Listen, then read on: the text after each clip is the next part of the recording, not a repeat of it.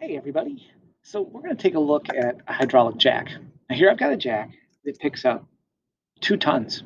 Now remember that a ton is 2,000 pounds. So this little jack can pick up 4,000 pounds because it can pick up 2 tons. So that's pretty cool. So how does this work? Well, there's some information that we need to know. First, we need to know the size of our output cylinder. That's really important. Every time I pump this, notice that goes up. So that's how we raise things. If I flip this over, we're also going to need to know the diameter of that cylinder. So there's a combination of really cool math that happens between this and this to make this raise up. One of these days, I may take this apart and see if this is bigger inside here than it's shown here, because I think that would change some things a lot as well.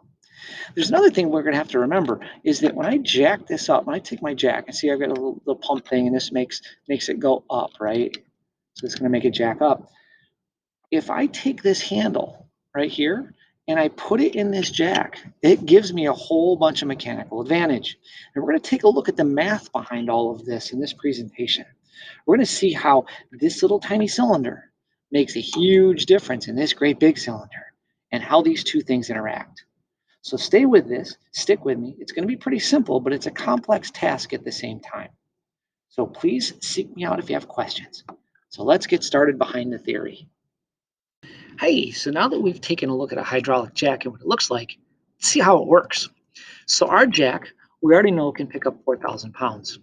And there's two things that we're going to need to know about that jack. So we're going to kind of take a look at these and move through quickly.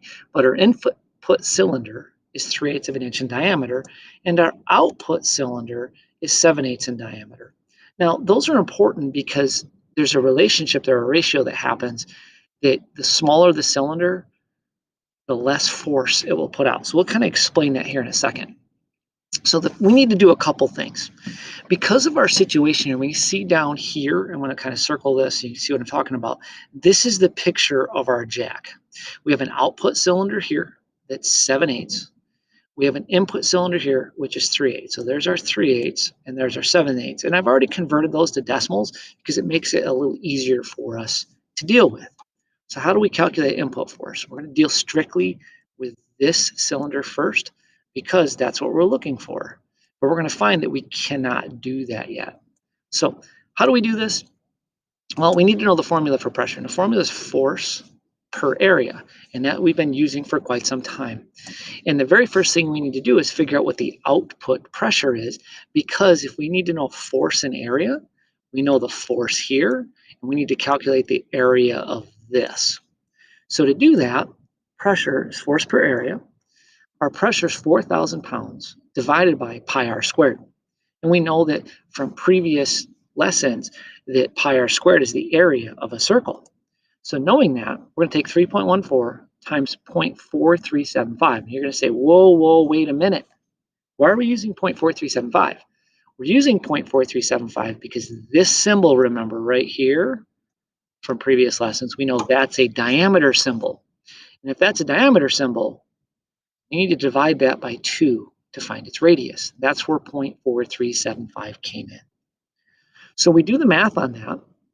We take 0.4375 times 0.4375 because remember, this radius right here has to be squared. Being that it has to be squared, it's multiplied by itself.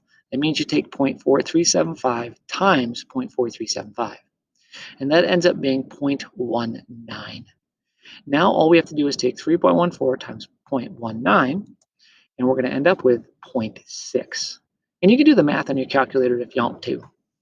So now it's a matter of taking 4,000 pounds divided by 0.6, and that's going to give us our output pressure, or the pressure on this cylinder. And what's unique about hydraulic jacks is that the pressure here matches the pressure here. It still isn't clear on how this is going to work, but we're going to keep going. So the next thing we need to do is take a look at our input cylinder. And remember, our input cylinder is this cylinder here. And we know that we have a pressure now for that cylinder because the pressure inside the system is the same because it's a sealed system. So how much force will I put in? Well, remember, we have to rearrange this formula. And you can use number substitution, or you can use the thumb chart, whichever you like the best. So when we rearrange that, we end up with force equals pressure times area. And remember, area is pi r squared. So we're going to have to go through that r squared thing again for 0.4375.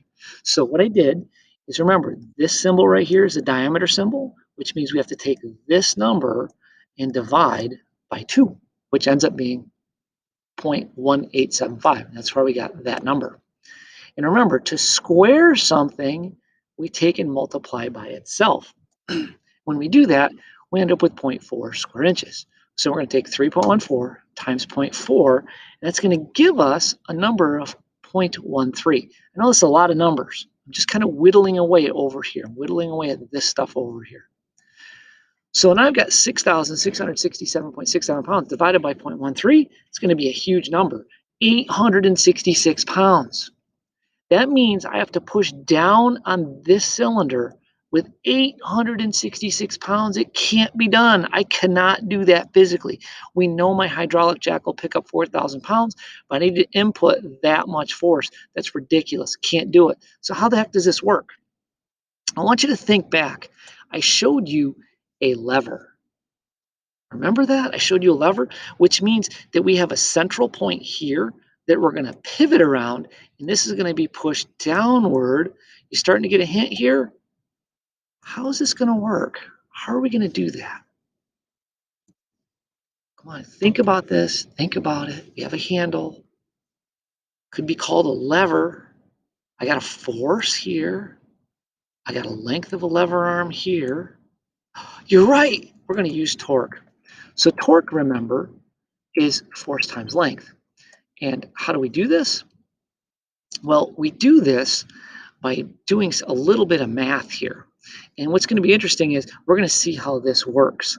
So we're going to take a look at torque. I'm going to write this out here, equals force times length. And when we do that, we know we have an 866 pounds. I know this is ugly writing. I apologize for that. Times the length. Remember, the length is 12, but this is in inches. So that means our length has to be in feet, which is 1 foot. We do a calculation there. And that's going to equal torque. Wait a minute. That didn't work either. We're still putting in 866 pounds of force on this arm to make this jack move. It doesn't work. Oh boy, let's take a look at this further detail. So we're going to take a look at the formula for torque times length, and we're going to solve for the torque on the arm, which we just did. But here's the kicker. I've thrown in this other number here. Technically, when we look at our jack, we have a pivot point that the jack's pivoting on here, and we have where the force gets input here. So technically, the length of our lever arm is only this, which is 1 inch, and 1 inch is 0.08 feet. Ooh, this looks like a more doable number. We're only going to need to input 69.3 pounds. I know this is a very confusing concept to look at so quickly. Please watch this again. There's a tremendous number of numbers here. Look for another video of how to solve these problems, because there's a really cool method that we can use. This is the long way. Please look this over, commit this to memory, and we're going to take a look and see if we can boil this down to some simple steps that we can use later. As always, contact me with questions. I look forward to helping you.